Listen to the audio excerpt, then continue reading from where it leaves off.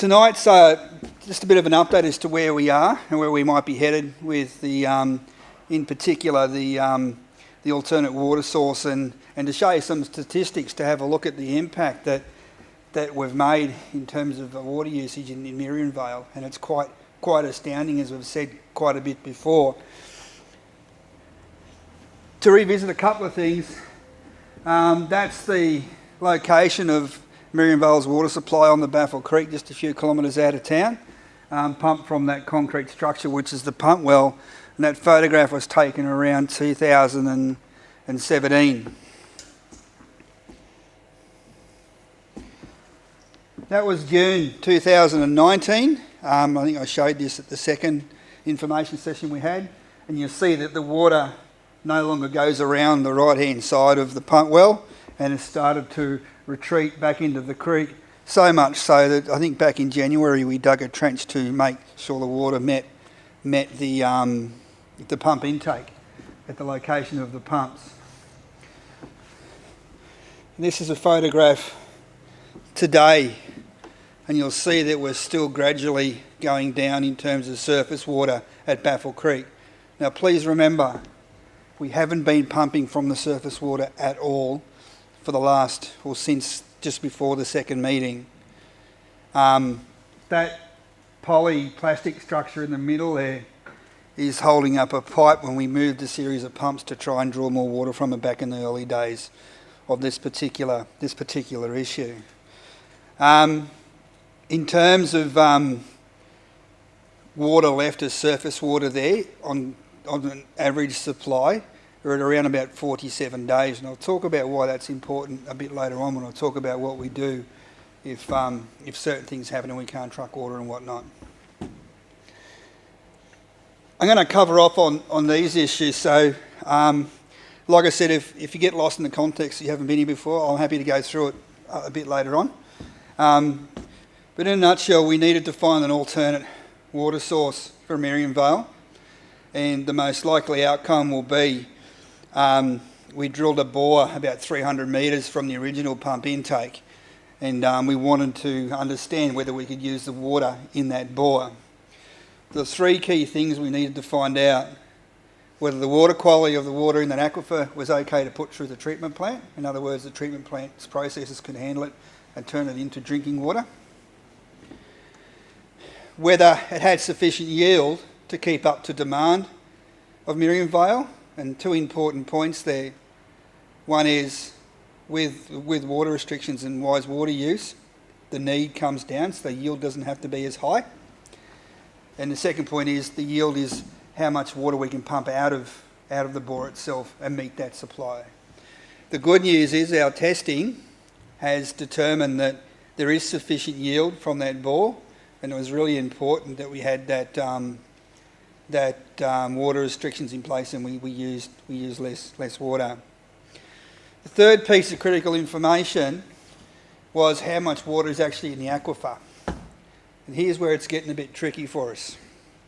We know the water's there, we know we can get enough, we know the quality is okay to put through the treatment plant.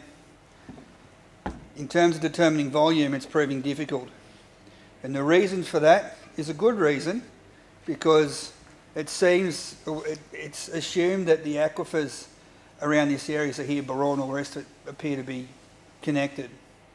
So to determine how much water is sitting there, we'd have to send drilling rigs out and drill holes in paddocks all over the place, and cost about another 100 grand. We don't really want to do that. It'd seem like a waste of effort if we're getting the yield. So where we are right now is this Friday, the drought management team is going to meet and decide on this option.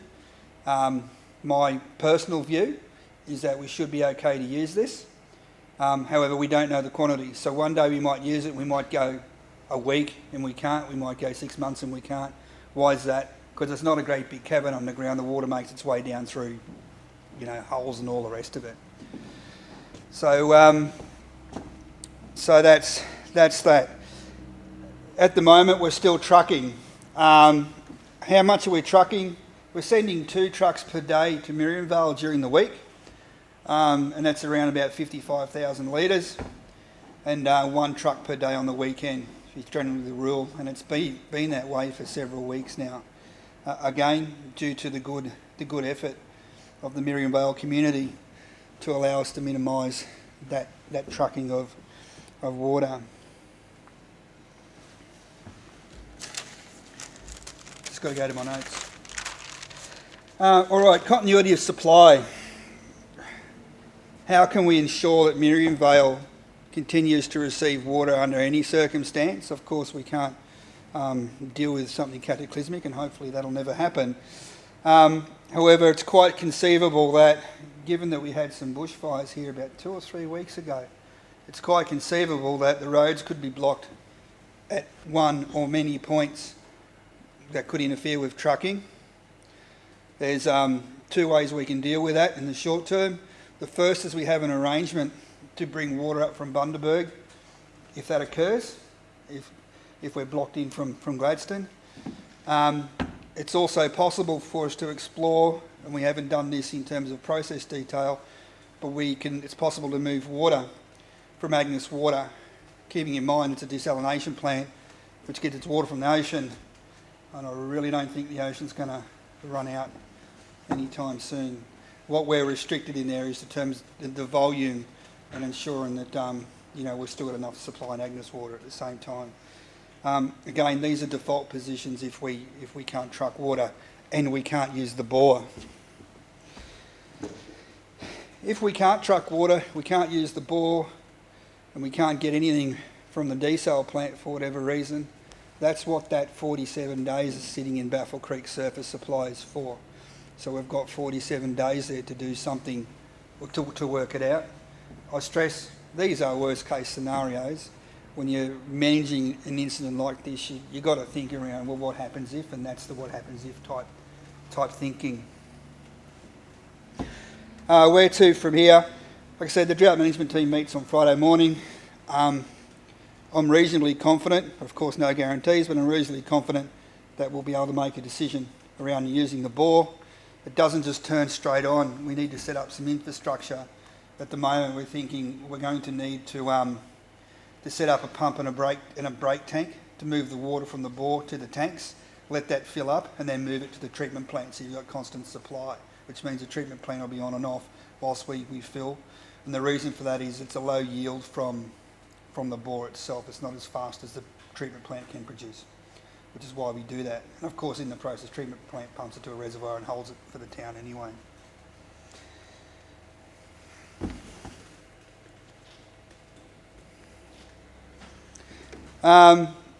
We're still on the level 3 restrictions targeting 125 litres per person per day average in the household. Nothing will change there because it's like I just mentioned, even if we do open the bore, it's a slow yield out of there. So we still need to be able to manage that as if we were trucking. Will we go to a tighter restriction? We're hoping not to, but that's the reason why we monitor this on a weekly basis to understand where we are at. What I'll do now is hand over to Mark Francis. Mark's our GM of customer experience. So it's Mark's team that read the meters, make the phone calls, and interact with your lovely people on an as needs basis. So thank you, Mark. Thanks, John. Thanks very much for having us here. It's a pleasure to get a chance to spend some time with the community. As you can tell, I'm not from these parts. I'm Scotland. That's where I'm from, and that generally doesn't have a drought issue. Probably usually the opposite. It's usually too wet. But I grew up in southern Africa and have very keen memories of living through prolonged droughts there, so I can certainly empathise with what you're going through. What I'm here to do, while John introduced me as the person who does the readings and the enforcements and talk to yourself, is really to talk about just how well the community's done. Because it really is I've been told to press this button twice. It really is a terrific effort by all of the community to reduce your usage. I'm a bit of a geek, so I like stats, and these stats are really stand out. So it's around about a 27, nearly 30% reduction in your metered usage over the period we've been monitoring, which is really, really phenomenal, and goes to the spirit of the community to achieve that. 50% of our meters here are residential, so it's people who live in the community and live in the town here and on town water. And 51% of those meters, so over half of those meters, are well below our target per person per day usage. So a real hearty well done to everybody for that. I'll share some other statistics for you now as well. This one shows that we're saving water together, so it's not just the residential properties that are doing the heavy lifting here. We can see there that residentials have outperformed every other type of meter we have by achieving nearly a 50% reduction in their usage since we started the current monitoring regime. But commercial has also been able to reduce their usage by nearly a third, and that's been supported by my environmental health team going to the commercial properties up and down the street here and talking to them about how best to use the water that they have available while still meeting their requirements under environmental health obligations. Our own regional council library and admin centre next door is also reduced by nearly a half through water-wise approaches to how they use their water. And our servos as well, which really service this community and turn over a lot of traffic and a lot of tourism for us, have also managed to reduce their reduction by nearly a third as well. All those statistics are really, really outstanding, and as a community you should be very proud of that, and we're very proud to share that on our Facebook and other feeds so that people can see that from across the region, because you're really setting the standard for what hopefully will not be a prolonged drought, but if it is, you're setting the blueprint for how communities can pull together and achieve what we want communities to achieve in these difficult times. Now, it's not a competition, but we're also able to cut the data in slightly different ways. So we can see our percentage reduction here by the street that you may live on. So I'm not saying anybody's doing a bad job, but is there anybody here from Anderson Lane? Only managed a 26% reduction, which in itself is still terrific. We've got, I can't see that, can you? Kellow Street and Blomfield Street up at the 60% reduction. So 6% of the usage that they had before monitoring has gone away. They're using 40% of that now. And that again is just really, really terrific, phenomenal. Is that yourselves? Congratulations if it is. Oh, sorry, it's accent, I do apologise. But again, that just reiterates how consistent the whole community has been in achieving the reductions that we've looked for. So from ourselves at the council, we just want to express a very big thank you for that. I'll now hand over to Kylie Lee, who needs no introduction. I'd just like to reiterate what Mark has said. I think just watching and being present with the community in Miriam Vale throughout this experience, it's been such a positive and wonderful thing to witness. So 11 weeks ago, we came here for our first meeting and we talked to you about the Baffle Creek water supply and the shortages that we were experiencing. And in that particular time, we've reduced from 206 litres per person per day, just down to 116. So that's an effort that you really should be commended for, and it's been a pleasure to support the community with that reduction. So thank you, really, really sincerely thank you. The drought situation for Queensland isn't getting any better. We now have almost 2/3 of our beautiful state that are in drought declaration, either fully declared or partly declared. So the Queensland government are working with us to provide some relief in that space, and there's some information that we can share with primary producers, some grants that are available for water infrastructure. There is some eligibility for that, and I can share that with you tonight. I've got some guidelines here for that, but they're also available at the Department of Agriculture and Fisheries website. Okay. they're actually quite significant. They're up to $25,000 for water infrastructure, so that's actually quite good. Another thing that our Premier is advocating for is the release of the I'll just get this figure right, the $5 billion Future Droughts Fund that the federal government administers. So our Premier has written to our Prime Minister seeking approval to release some of those funds for drought-affected areas. So that's a space that we should keep an eye on, and as soon as we get any information on that, we'll be sure to give that information to the community. There's a few other resources that I think is important to understand and be aware of. Initiatives like Farm Hub pretty much collate a whole lot of information into the one space for people that are needing support. Now, those support avenues range from legal support to primary producer support and even to mental health support for those people that are doing it tough on the land. So be sure to access some of those, and we'll put some of these resources on our website as well so that you can access those. We continue to use our WaterWise initiatives. So if you didn't already grab one of our little WaterWise leaflets, there's some really great information on these to help us identify savings in different areas: cooking, kitchen, bathrooms, things like that. To support the community, we'll be rolling out a range of merchandise with this as well. So we've got some little shower timers, for 4-minute shower timers that we'll be bringing to our next information session, just to help that education process. And I know a lot of us have been through droughts before, so we understand that we need to have quick showers, but I think it's really educating our youth in that space as well around drought conditions. We're also looking at other schemes. They're still in the pipeline at the moment, but if they do come to fruition, it'll be things like shower head exchanges. So you can exchange a shower head for a more water-wise shower head, and that will reduce your water intake a little bit more. We're also putting out these signs.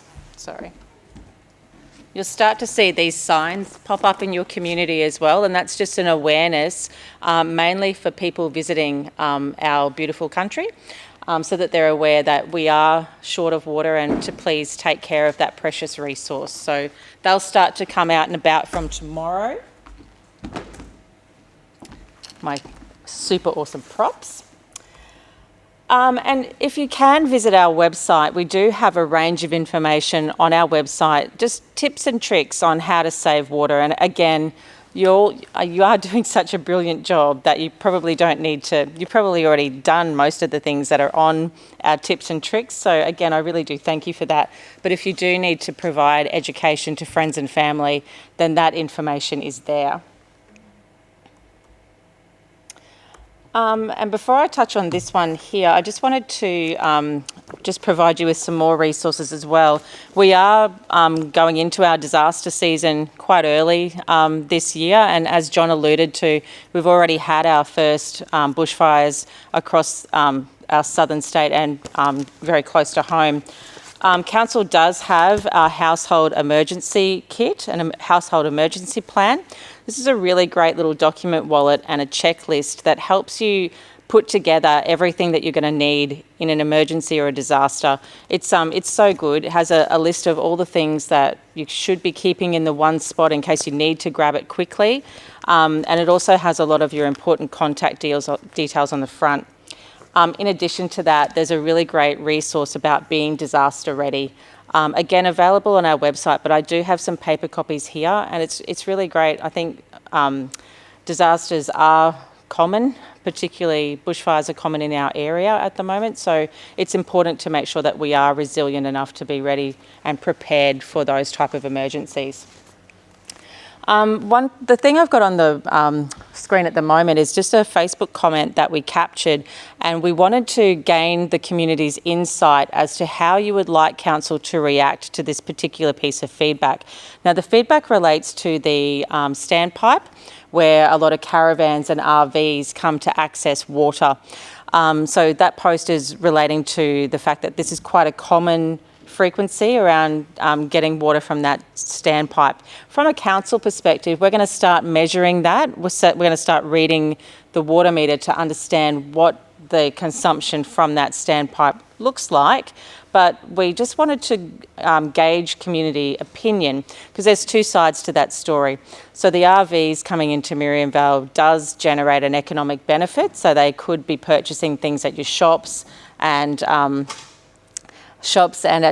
our businesses along in Miriam Vale, but equally we are short on water at the moment. So what are your views around how would you like us to balance that? We do have signage there to say that we are in a drought and that to be conscious and mindful, but how else would you like us to deal with that particular situation? Has anyone got any thoughts?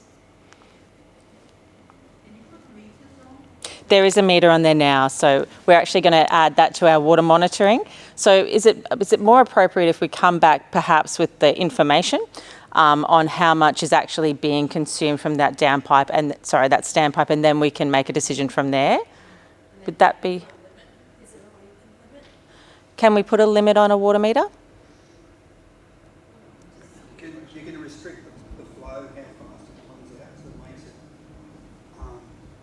bother to build from. So people are like, I don't really want to lose it, because people are creatures of habit. If they don't stop, they'll eventually go somewhere else. That's right. You know, if the caravan park is not available, they'll find somewhere else to go. You know, the traveller is, the tourist is a creature of habit. Yeah. If there's no water, they won't stop again. But at least Yeah. like if you put a limit on how much they can take. Yeah. And plenty of signage, I think, so just Yeah. so that it makes them aware. Yeah, sure. Okay. So we'll have a look at restricting the flow. So I think the first step there is to find out the actual details. So find out how much they are using. We will put signage there regardless. And then let's have a look at our steps from there, whether we need to restrict the flow or not. Does that sound like an okay idea? All right. So we'll report back at our next community information meeting about the consumption at that particular meter. So we'll report on that and we'll look at our steps forward from there, if that's okay. That's the end of our information session. So thank you.